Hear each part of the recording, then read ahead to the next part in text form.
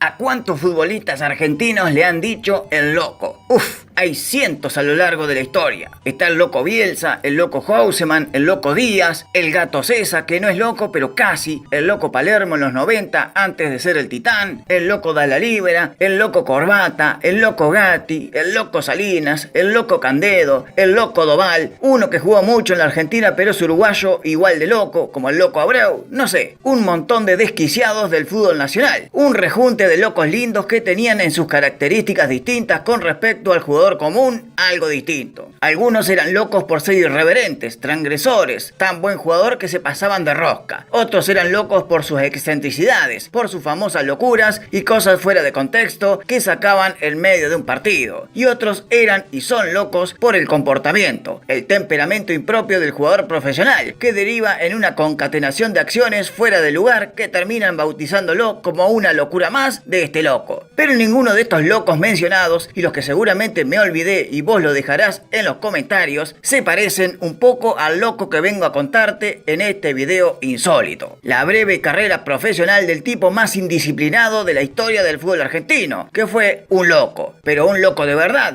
casi al borde de la insanía deportiva. Y estamos hablando del loco Miguel Turello. Mirá esta historia, papá.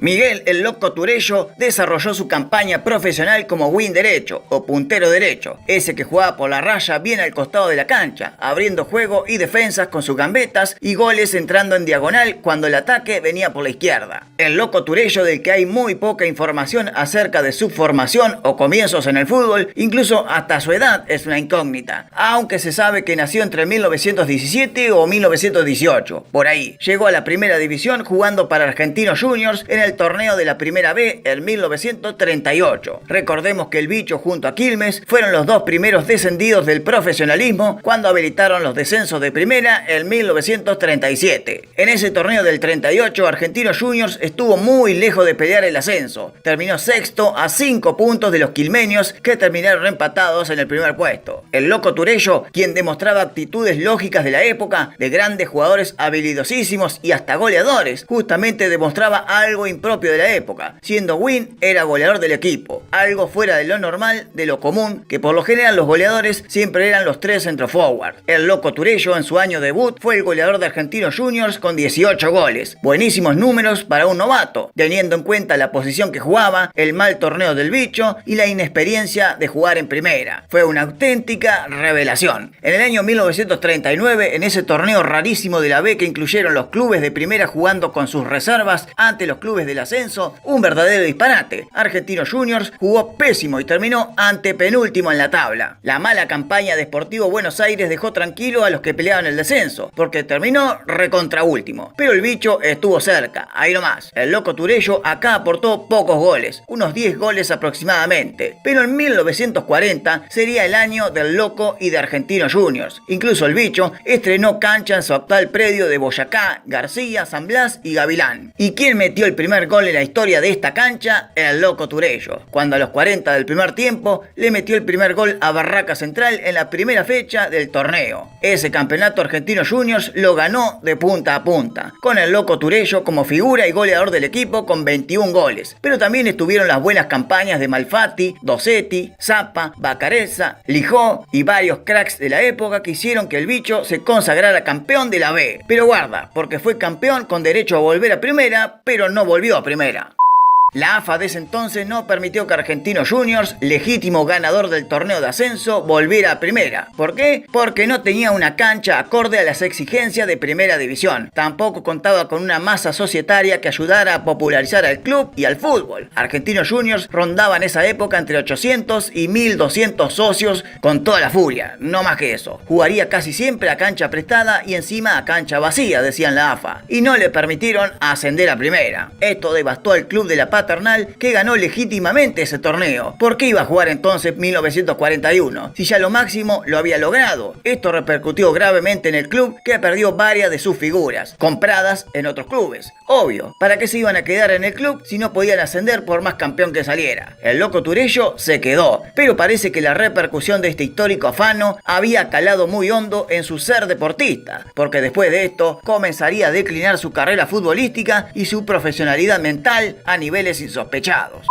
En el torneo de 1941, Argentinos Juniors terminó entre los del fondo de la tabla y Turello no metió más de 3 goles en su corto y breve año. ¿Por qué? Porque tuvo su primer episodio polémico, cuando el 3 de mayo, por la fecha 6 del campeonato del 41, Argentinos Juniors recibió la visita de Unión de Santa Fe. El baile del conjunto tatengue fue evidente. Goles tras goles indignaban a la parcialidad local y al mismo Turello, que harto del peludo que le estaban pegando, agredió con alevosía a un jugador de Unión. De hecho, lo invitaba a pelear y todo, El árbitro Fernando Rivera le habrá perdonado algunas antes, pero esta no se la iba a permitir y lo terminó expulsando. ¿Para qué, vieja loca? El tipo perdió el raciocinio del todo y se fue encima del referí con una violencia abismal. Le pegó al árbitro y tuvieron que separarlo entre varios porque no podían contenerlo. Expulsado, se fue haciendo ademanes al referí, como agarrándose la entrepierna y mostrándole todo su desprecio con insultos varios. Esa tarde, Unión ganó 4-0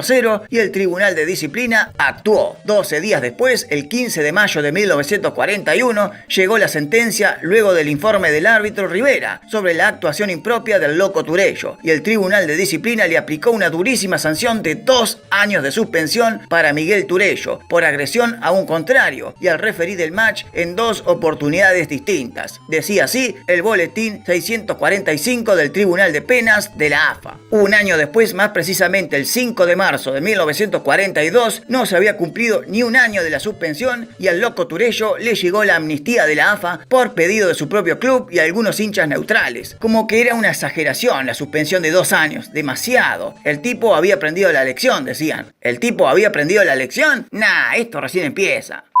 Amnistiado en marzo del 42, se incorporó enseguida a Argentinos Juniors para comenzar el campeonato de ascenso otra vez, pero el bicho siguió cumpliendo campañas pésimas y Turello fue perdiendo en cada partido la cordura. El 25 de julio, por la fecha 16 del campeonato, Argentinos Juniors de visitante cayó 6-0 ante Defensores de Belgrano y al Loco Turello lo expulsaron una vez más debido a su locura de pelearse con los rivales y faltarle el respeto otra vez al árbitro. Y acá, encima, se peleó hasta con los hinchas del DF, cual invitaba a pelear afuera del estadio. Un loco, Por esto, el Tribunal de Disciplina de la AFA sancionó a Turello por 6 fechas. Turello recién volvió en la fecha 23, en la derrota de Argentinos Juniors en Rosario ante Central por 6-1. Acá estuvo tranquilo, pero 3 fechas después, el 11 de octubre, por la fecha 26, Argentinos Juniors recibió como local a Sportivo Alsina. Y a pesar de la victoria del bicho por 4-2, Turello volvió a ser expulsado por pelearse a trompadas con un rival, cual siguió provocando luego de la expulsión y hasta peleándose con los mismos hinchas de Argentinos Juniors. El Tribunal de Disciplina volvió a actuar duramente contra Turello, a ver si aprendía de una buena vez cómo comportarse en una cancha, y lo sancionaron con 8 fechas de suspensión. Digamos, lo expulsaron por el resto del campeonato porque faltaban 8 fechas. Torneo que ganó Rosario Central.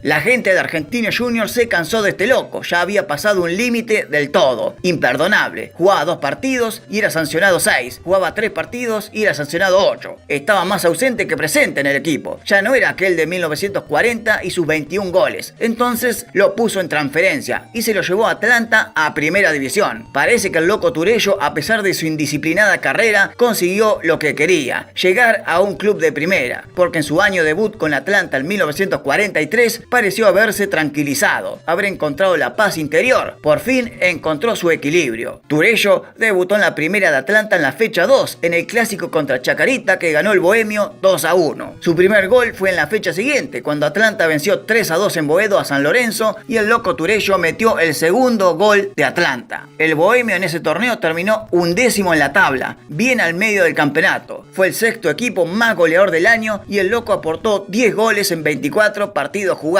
Si bien no había demostrado las locuras de arrebato de antes, sí tuvo episodios de calentura, pero nada del común del resto de los jugadores de la época. Pero llegó 1944 y el Loco volvió a sus locuras.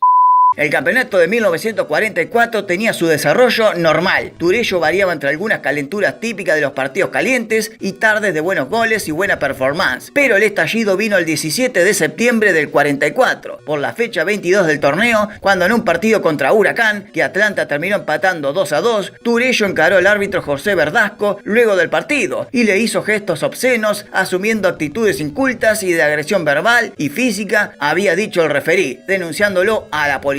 Esto le valió la detención por parte de la policía y terminó en cana por 24 horas por disturbios. El referí, cuando realizó el informe al Tribunal de Disciplina, dijo que había hecho ademanes obscenos y asumió actitudes incultas de una persona. Así se publicó el boletín 944 del Tribunal de Penas, escrito el 28 de septiembre del 44, cuando la AFA decidió de común acuerdo entre el árbitro, Tribunal de Disciplina y autoridades suspender a Turello por un año otra vez. Otro año afuera de las canchas, y el loco Turello recién volvió el 30 de septiembre de 1945 en un partido como local ante Lanús, que terminó 0-0. Ese año completaría 6 partidos jugados y 3 goles, nada más.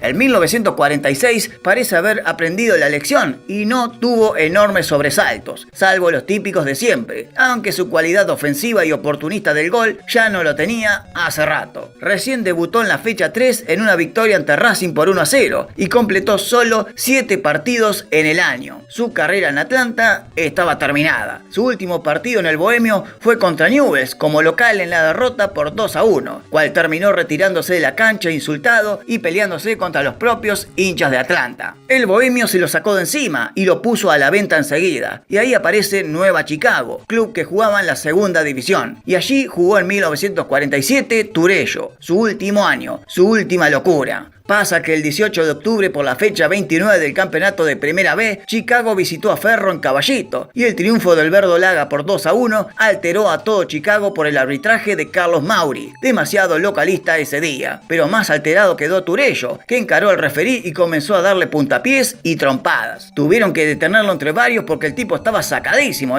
Mauri realizó el informe al Tribunal de Penas, siendo contundente con Turello, lapidario. La agresión había sido física, verbal y hasta obscena. Por momentos, el Tribunal de Disciplina, otra vez en el caso Turello, tomó cartas en el asunto, pero esta vez tuvo en cuenta los antecedentes del tipo. Ya había traspasado 2 durísimas sanciones de 1 año inactivo y lo peor es que siguió reincidiendo otra vez y le aplicaron quizás la sanción más dura de la historia del fútbol argentino a un jugador: suspenderlo por 5 años. Chicago realizó apelaciones y demás, pero no había vuelta atrás. El antecedente de Turello era elocuente y firme. El tipo ya había pasado 2 duras sanciones extensas, una en Argentinos Juniors en el 41, otra en Atlanta en el 44 y ahora en Nueva Chicago la tercera. La concatenación de malos antecedentes decidieron darle la suspensión más feroz que se tenga en la historia para un jugador en el fútbol argentino. Y Turello, harto de las leyes, sanciones y ofensas, decidió retirarse del fútbol profesional a los 30 años, en 1947.